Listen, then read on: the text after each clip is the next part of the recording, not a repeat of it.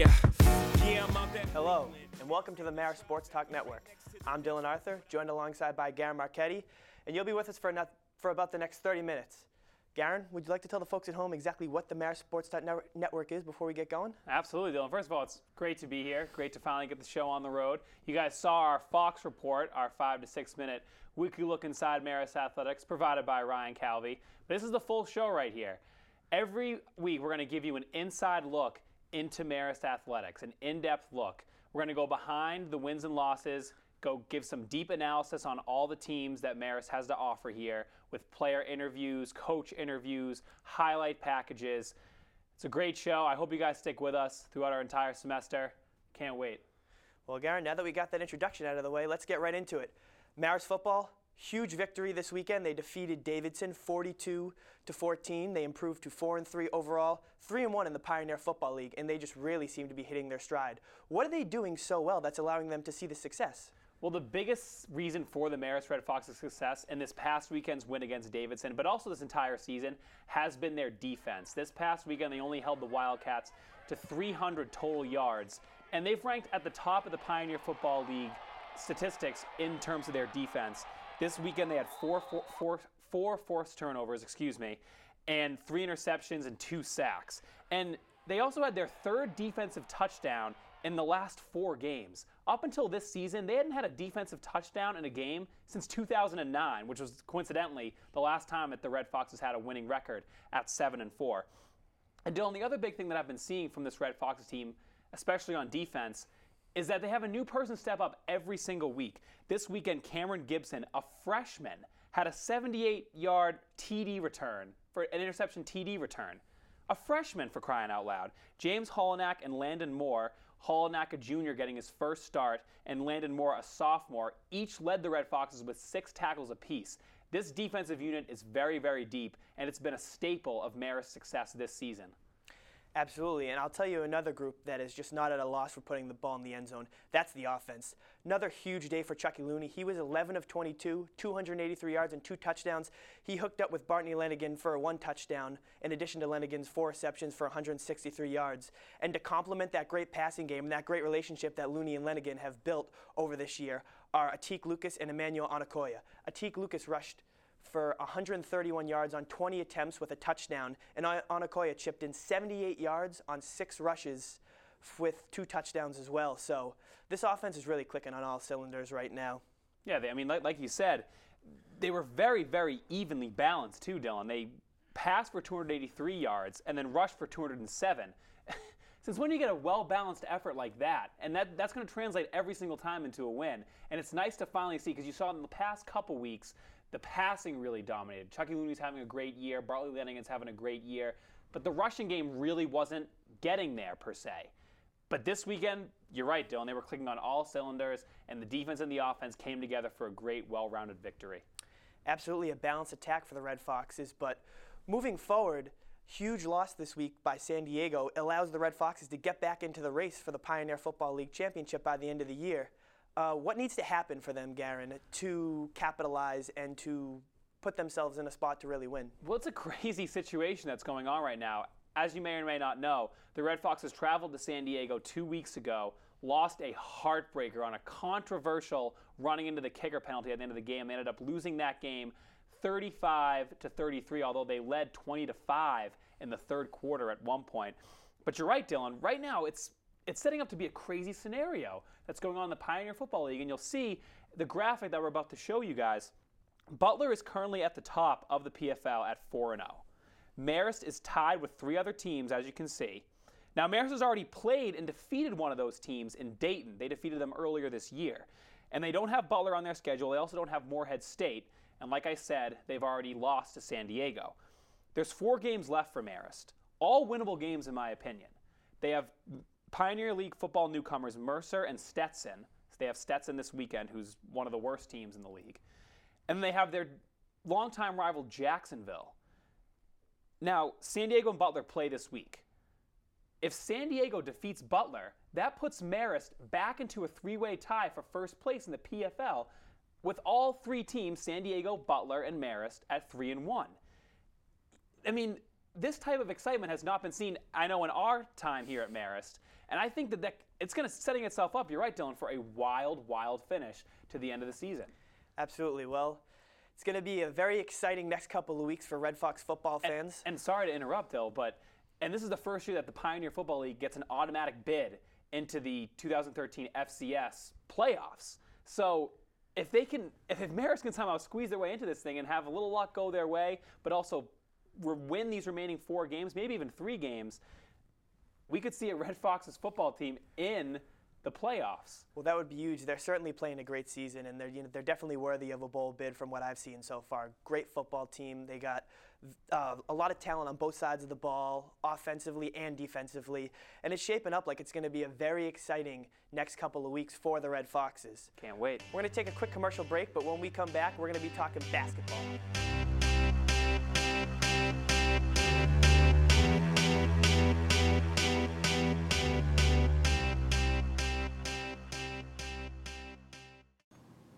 Here at the Marist Sports Talk Network, we take our work very seriously, and that starts with the way we dress.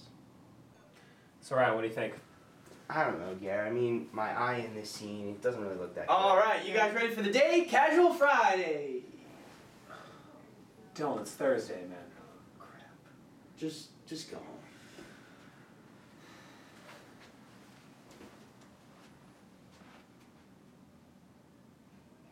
Yeah, so back to the scene. Yeah. I think Justin's got to edit out. All right, that's what we'll do. All right, we'll just edit that later on. Okay.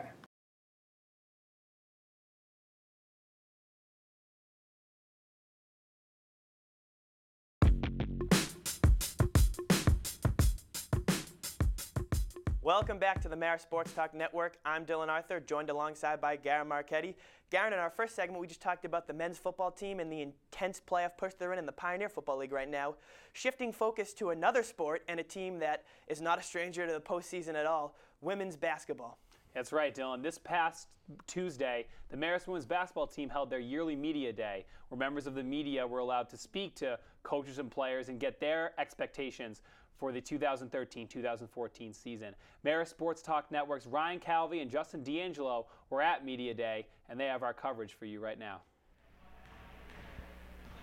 I'm Ryan Calvi with the Marist Sports Talk Network, and on Tuesday, October 15th, Marist held its second annual Media Day for the women's basketball team. I had the opportunity to meet with some of the players and head coach Brian Georges to discuss some of the key things coming up in this season as Marist will compete for their 9th straight MAC championship.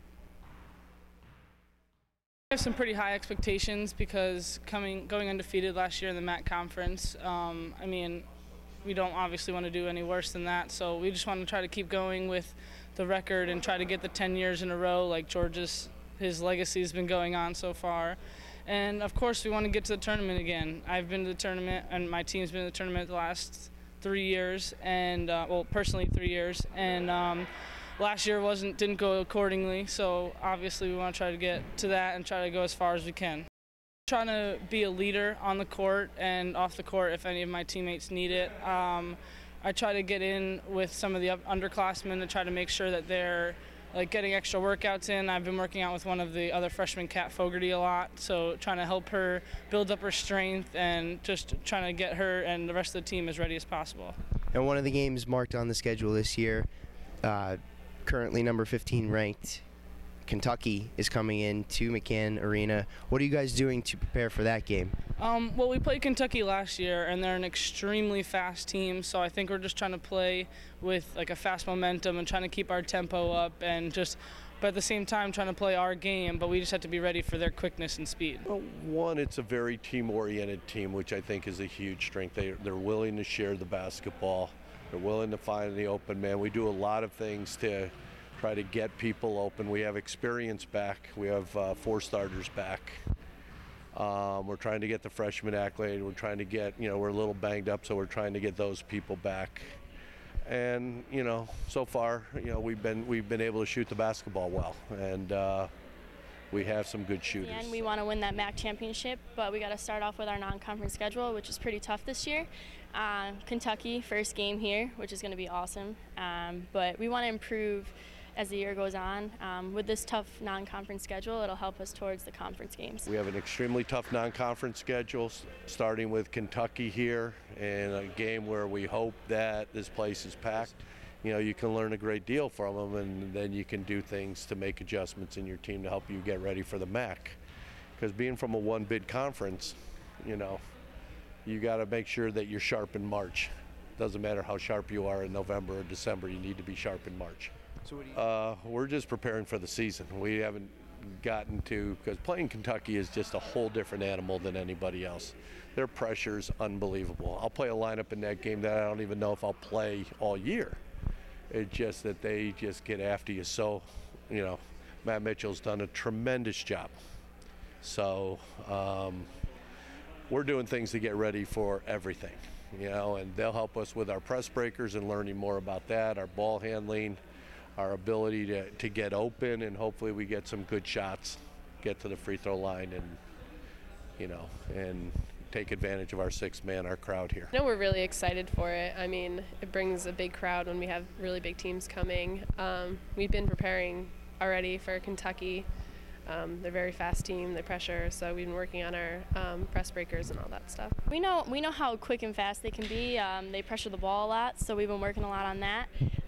But, you know, we got to focus on our game and our offense, especially our defense too, but we're just working it as our game, so hopefully that'll help us out. Extremely fast team, so I think we're just trying to play with like a fast momentum and trying to keep our tempo up, and just, but at the same time trying to play our game, but we just have to be ready for their quickness and speed. They were tremendous. Obviously, Casey and Leanne were captains last year, so it's not very often that I have a junior as a captain.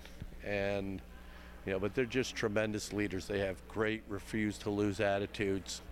Two of the best leaders that I've seen, and Emma's really stepped up and, you know, has embraced that role as well.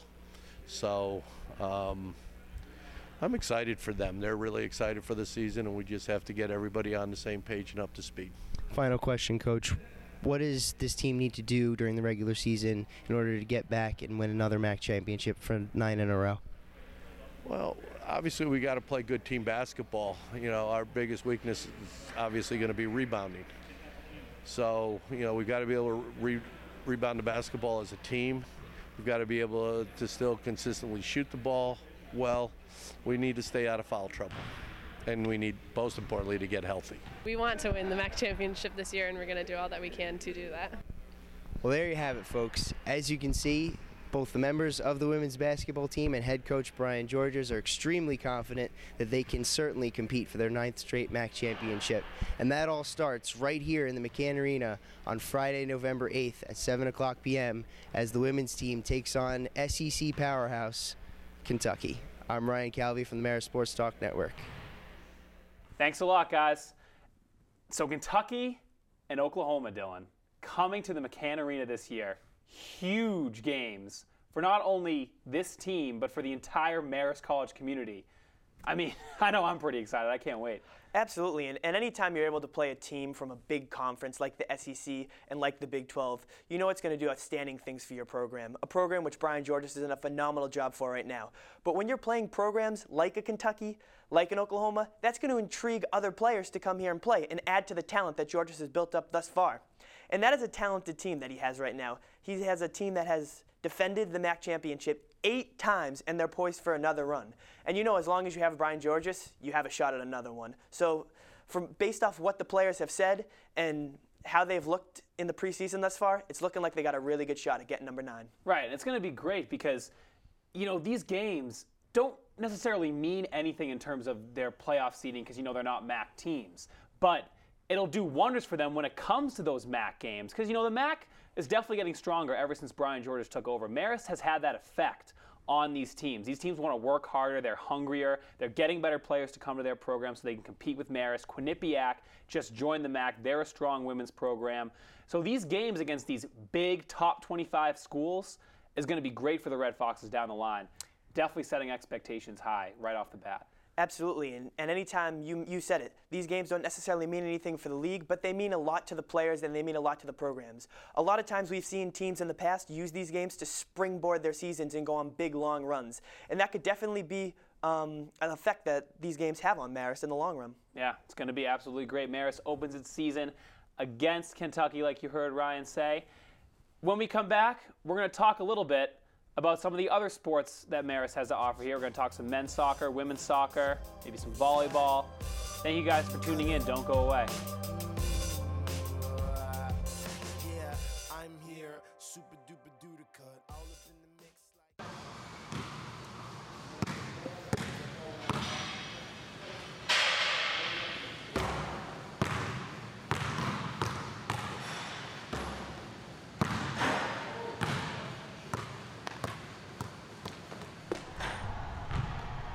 Mind if I shoot around? Of course. I just don't want to make you look bad. All right. All right.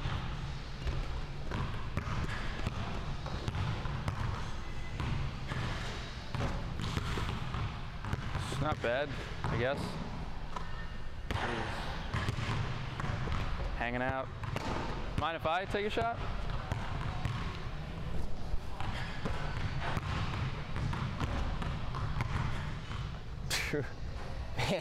Justin is really bad at playing basketball, guys. But he's just so passionate about sports and Marist in general. You know, some people aren't meant to play sports, they're meant to talk about them. Hey, are you guys thinking what I'm thinking? Marist. Sports. Talk. Guys. Thinking Network.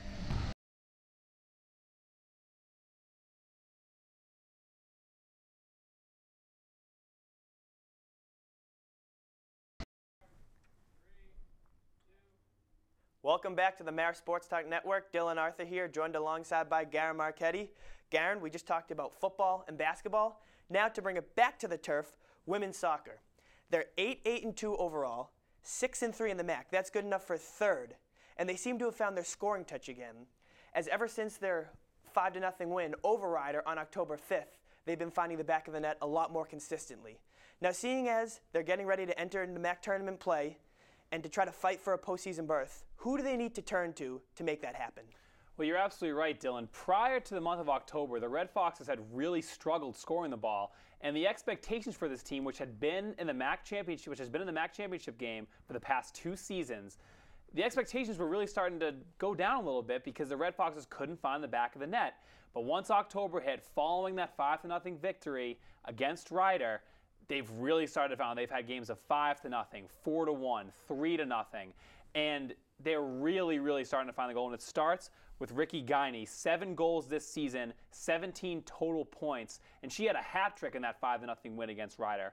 Also, Amanda Epstein, she has 13 points this season, and Alicia Kartika has 16 total points. So they're finally starting to find their stroke, and that's going together nicely with the defensive goalkeeper Andrea Wicks. Wicks has a 7.793 save percentage this season and 73 total saves. Now, prior to the month of October, she'd really been keeping the Red Foxes in these games with her great saving ability. But now that she has the offensive support, she can relax a little bit and not have to worry about putting the entire team on her back. And you're right, they're currently tied for 3rd overall, and they could find themselves another MAC championship game in a couple weeks. Absolutely, and this is a team that has seen quite a bit of success when it's come to MAC championships, and they've gone quite far the past couple years. Now, seeing as they've really started to hit their stride at a very good point in the season, what are the teams that look like they could possibly get in the way of the Red Foxes as they make this playoff push? Well, right now, Dylan, the leader of the MAC is a MAC newcomer, Monmouth. They stand at undefeated in the conference right now, and they've really made things harder for the Red Fox to try to make that jump. Also ahead of them is Fairfield University. And like you said, Dylan, the last 2 seasons, our sophomore year, 2011, the Red Foxes won the MAC championship for the first time in program history. The following year, last year, they lost a heartbreaker in the championship game to Loyola, who has since departed for the Patriot League at Tenney Stadium. Now, Monmouth is definitely a formidable opponent, as is Fairfield. Those 2 teams, I think, could really give the Red Foxes a tough time down in Florida when they compete for the MAC championship, starting on Halloween of all days, October 31st. So it could be a tough road for the Red Foxes, but they've really started to score their goals. They're playing great defense. They've put themselves in a position to forget about the struggles earlier on in the season and try to regain their MAC mojo moving forward into the tournament. Well, it looks like we're going to have another team that's making a big playoff push here in late October, and it's going to be exciting. We're going to take a quick commercial break, but stick around, and we'll be right back.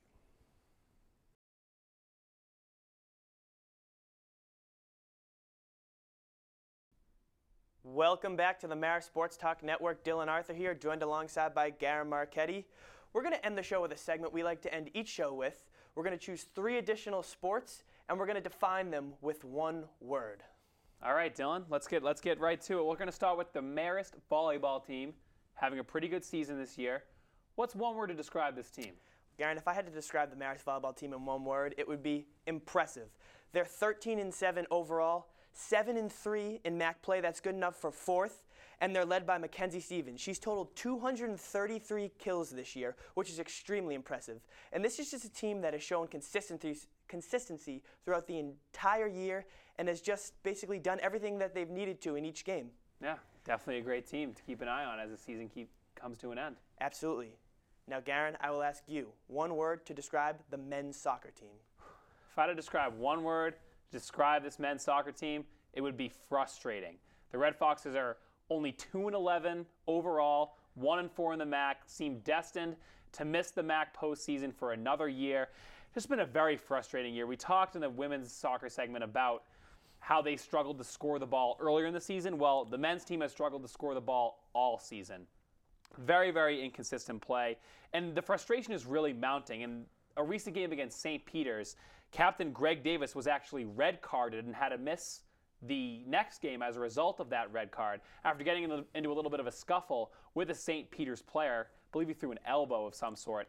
And that wasn't a win. Marist ended up winning that game for only the second time that they've only won a game this season. Very, very frustrating season for the Red Foxes. Man, yeah, frustrating is definitely the word.